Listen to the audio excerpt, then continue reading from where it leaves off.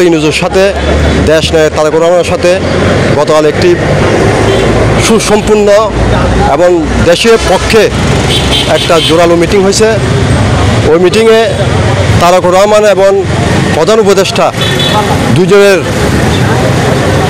সফল আলোচনার মাধ্যমে এপ্রিল থেকে ফেব্রুয়ারিতে জাতীয় নির্বাচন ঘোষণা করা হয়েছে। এতে জাতি আনন্দিত হয়েছে এবং জাতি বাংলাদেশের মাটির মানুষ একটি সুন্দর সুশৃঙ্খল গণতন্ত্রপন্থী নির্বাচন চায়। ওই নির্বাচনে তারেক রহমান নেতৃত্ব দেবে।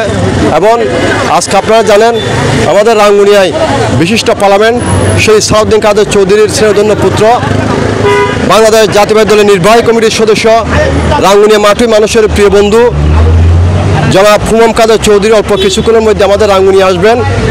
এই রাঙ্গুনিয়ার মাটির মানুষকে শহীদ সালাউদ্দিন কাদের চৌধুরী খুবই ভালোবাসতেন এবং তার উত্তরসূরি আমাদের প্রিয় নেতা খুমম কাদের চৌধুরীও রাঙ্গুনিয়ার মাটির মানুষকে ভালোবাসে এবং রাঙ্গুনিয়া থেকে তিনি নির্বাচন করবেন।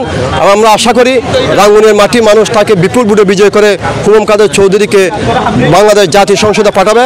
এই আশা ব্যক্ত করে আমি আমার বক্তব্য শেষ করছি।